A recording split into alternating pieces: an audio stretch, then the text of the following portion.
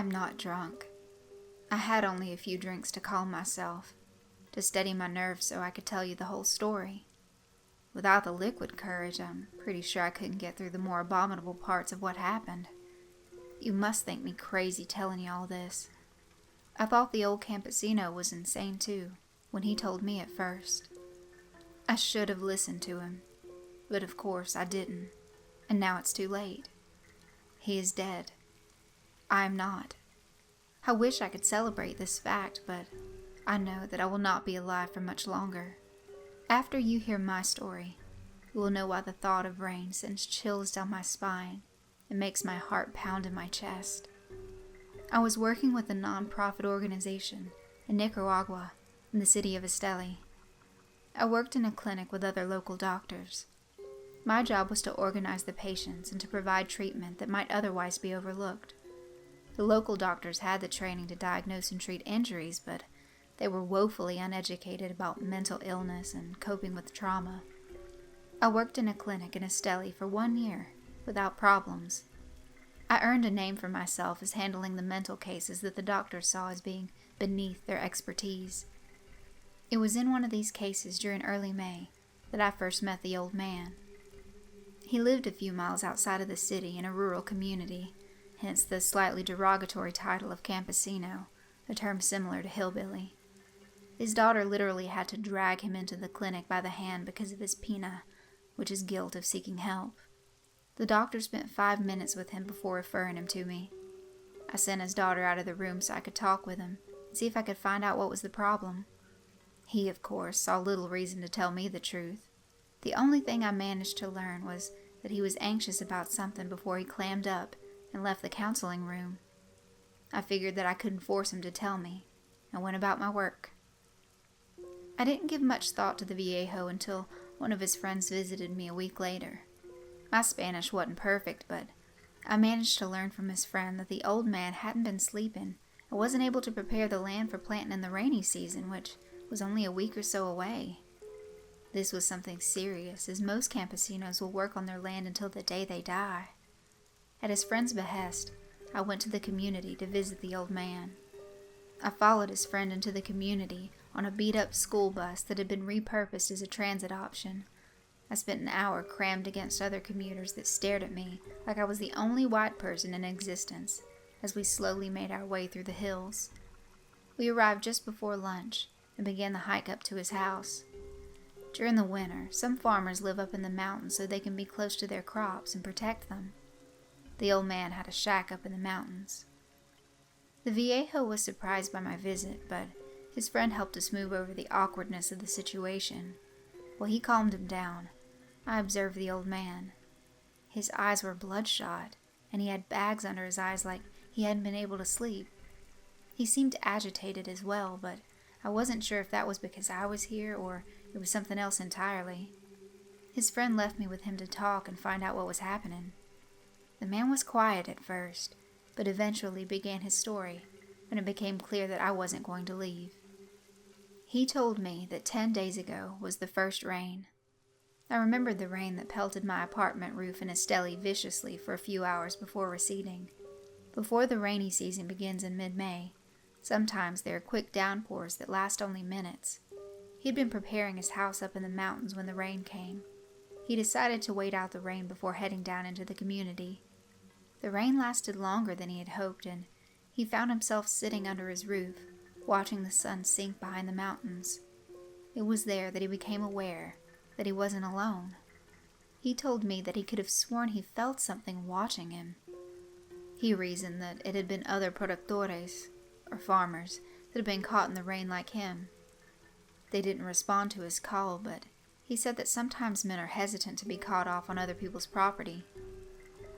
When the rain died down, he grabbed his machete and went down the mountain. He didn't expect anything more of the occurrence, were it not for the dreams. He told me that a day later, he dreamt he was in the woods. He could see the trees around him, and the rain falling off the leaves and cooling the air around him. The woods were dark, but he wasn't afraid. He said that it wasn't until he woke up that he realized his dream was different from the others. He whispered that, in his dreams, he was actually in third person, but in this dream, he was looking around the forest in first person. He had told his daughter of his experience, and she, being superstitious, took him into the clinic, thinking it to be the work of a bruja, or witch. I sympathized with him, knowing that holding local beliefs and superstitions sometimes brought out the ridicule of others who considered the myths to be tales only for country bumpkins. He noted that the dreams of being in the woods didn't stop. In fact, they became more frequent as winter approached. He dreamt of moving through the woods stalking something. He noted that he only had these dreams when it was raining. He whispered that there was something about the way he moved that unsettled him. His gait was more like a lumbering plod. The dream culminated a few days ago when he came across a chancho, or pig, in his nightly foray. He watched as the pig squealed when he brought his big, meaty fist down on its head. He said in terror that this fist was almost as big as its head, and it reduced the skull to a pulp similar to a rotten watermelon. It twitched spasmodically on the wet ground in death throes. He confided that he now knew it wasn't him in the dream, but something else. It was something that was hunting in the forest. Whatever it was had killed the pig in a single blow with a heavy, hirsute fist. He said that he hadn't been able to sleep after that dream. He was afraid of what he would see next. I told him the only thing that I could think of, that his dreams were just dreams. I didn't take him seriously, but decided to leave the clinic number with him in case the dreams got worse. I could tell he was disappointed that I didn't believe him, but I thought, who could believe a story like that? You'd have to be insane to take dreams for reality. Right now, I can tell that you don't believe me. I'm not angry, seriously. I'm not. I hope that by the end, you'll understand that what I'm telling you is true. I hope to God that I will not share the fate of the old man, but I now think otherwise. I returned to Estelle with a story to tell all my co-workers. There's no such thing as doctor-patient confidentiality, and gossip reigns supreme. I thought nothing of the man's tale. It was something brought about after a night of binge drinking or horror movies. He was over-imaginative and nothing more. He'd probably never call, and eventually the dreams would go away. I continued with this line of thinking for a few days until one of the nurses told me that I had a message. It was, of course, from the old man. I went into the back room and played the message. After listening to it, I played it again. Then again. Each time my heart beat faster, and my stomach dropped lower. This was as best as I could translate it. Forgive me if the translation seems a little bit garbled. He wasn't necessarily talking clearly or concisely when he made the call. It went, I dreamt again last night. Oh, Christ blood, I looked through that thing's eyes again. The creature is out there in the woods. I saw what it saw. Jesus Christo, I saw my cabin. It was so close. It's coming for me. It's hunting me. I don't know what to do. For God's sake, help me. I called in the nurse to ask her when the call was made. She informed me that it was only a few days old. I played the message for her and she blanched. She realized the urgency of the message. I asked if she had received any more calls from him, but she hadn't. I broke one of the rules of the clinic and used my cell phone to call the number. There was no answer. I called again, and a third time, but met with the same results. He clearly needed medical or mental assistance. I felt like I was responsible for what had happened. I reasoned that he had lost his marbles and was now too frightened to go outside. His dreams had gotten worse. I searched the pharmacy and the clinic and couldn't find what I needed, so I went to an outside source I knew and picked up a few Valium. I'm no saint. I have my vices too. I had decided I was going to go to the community and find the old man. I'd calm him down with some Valium and then convince him to seek some serious psychiatric help. What a fool I was. I arrived in the community at 10 in the morning and began to ask around for the old man's whereabouts. Most people's interest was piqued that a gringo was visiting, and after a few misleading conversations in which I was directed to a young girl's house in a vain attempt to play matchmaker, I managed to run into his daughter. She recognized me from the clinic and asked me why I was visiting. I lied and said that it was procedure to check up on people that came in, and I needed to speak to the viejo. She believed my story and told me that he'd gone up to his house in the mountain to be closer to his crops, so he could protect them from deer and less scrupulous farmers who would steal his beans and corn. She told me that the viejo went up into the mountains at the start of winter and wouldn't come down until harvest. At 1 o'clock, I decided to go up to the old man's shack and try and help him. I did my best to remember the path I'd taken with his friend, but I must have got turned around somewhere because I arrived a few hours later around 3 o'clock. The sky had gone from gray to black. Thunder rolled in the distance. I just wanted to find the old man and get him off the mountain and try to calm him down.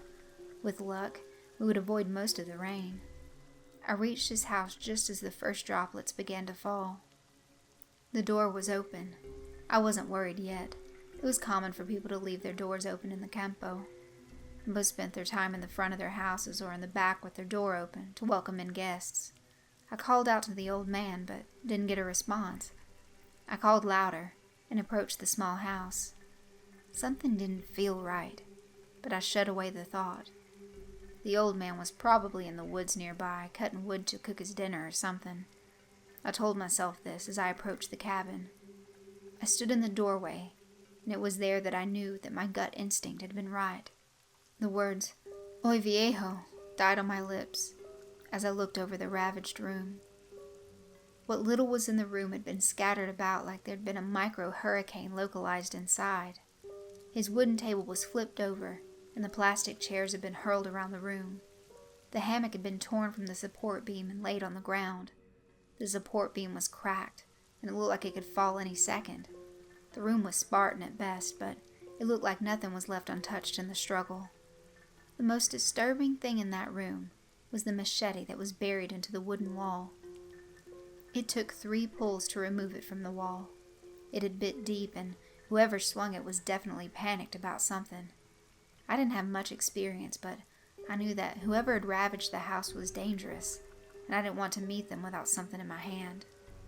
The sound of rain pounding the tin roof pulled my attention away from the disheveled room. I looked out the door and saw the rain coming down in sheets. Winter was here, and it had no intention of letting up. I could barely see a few feet in front of me in the heavy downpour. I wouldn't be able to find the path back to the community. I would be stuck up here until the rain passed. I passed the time looking around the one-room building. He used the hammock as a bed, and there were a few stones on the floor with 2 metal pieces across the top and ashes beneath that he had used as a stove. Like many of the houses in the community, he had dirt floors. On closer examination, I found that the dirt had been clawed and displaced at spots. I followed the path as it started in the middle of the room and worked its way to the door. It was in the doorway that I found something that made me want to run screaming into the night. In the doorway, buried in the wood, were 3 human nails. These nails had to belong to the old man. Something had come into his cabin, and they struggled. In the process, they did all the damage that I surveyed. The old man had been knocked down and dragged through the door. He had dug his nails into the doorpost in a vain attempt to keep himself grounded, but whoever was pulling him was too strong. He'd broken his fingernails off in the door. I remember shouting, "Screw this," as I ran out into the rain. There was no way I was going to stay in that small house a minute longer than necessary. The rain continued as night fell.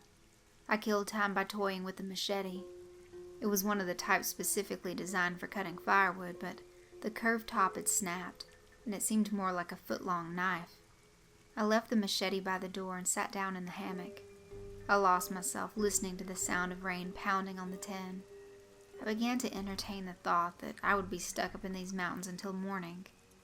I wouldn't have any problem sleeping in the hammock, but I preferred my bed to a hammock, and my room took preference over a cabin in which an old man was drug out by force. I got out of the hammock for the 5th time to look at the rain and see if my streak of bad luck would end anytime soon. It only got worse. I thought my eyes were playing tricks on me. I could have sworn I saw something in the shadow of the woods. It didn't move, but it didn't mix in with the uniformity of the trees. My breath caught in my throat as I began to entertain thoughts that the old man had been right all along. I stood frozen in the doorway, watching the thing in the woods as if breaking eye contact would cause it to move. In the darkness, it just looked like a man standing in the woods. I couldn't even tell if he was facing my cabin or away from it. A peal of lightning confirmed my worst fears. I caught only a glimpse of it, but a glimpse was all I needed to let out a scream. It was tall. It had to have been 8 feet tall. Its arms sank down to its knees, and it was completely covered in matted hair. Its teeth were bared in something that looked to be between a grimace of pain and the knife-sliced smile of a sadistic man. The brief flash of light died, but that image will be burned in my memory until the day of my death. Coincidentally, I may not have to wait long until then. I stood paralyzed in the doorway. A thought occurred to me as I stood there. I realized that if I made the slightest movement as if to run away, it would attack. I remained there, watching it, and it watching me. Seconds passed like minutes, and minutes passed like hours. The ache set in after a few minutes of remaining completely motionless, but I buried it and soldiered on. The machete was just inches away from my hand. I glanced at it, wondering if I could get it in my hand without attracting the ire of the beast. There was another peal of thunder. When I looked back, it was gone. I thought that seeing it was bad enough, but when it was gone, I couldn't help but imagine it breathing down my neck. Not knowing where it was now was 100 times worse. I scanned the shadows in the downpour, but I couldn't find the shadowy figure watching me. I knew it was still nearby, and it was very focused on me, but I couldn't pinpoint its exact location. The sound of a stick breaking behind me alerted me to its position. It was behind the house now. How did it move so quickly? It had stood stone still for minutes, and then in the blink of an eye, it was behind the house. I said a silent prayer to the God I never acknowledged up till this point. I prayed that I would leave this rundown shack alive. There was nothing else I could do but pray. There was only one door into the house. It was searching for other entrances. Another stick snapped a few feet to the left of the last noise, and I knew that it was moving. It was circling around to the front. I had to keep it out, if I didn't want to suffer the same fate as the old man. I slammed the door shut and slid the bolt across. The bolt was held in by a few nails in the rotten wood. It was not the sturdiest of barricades. I could hear the creature breathing just inches away from the door.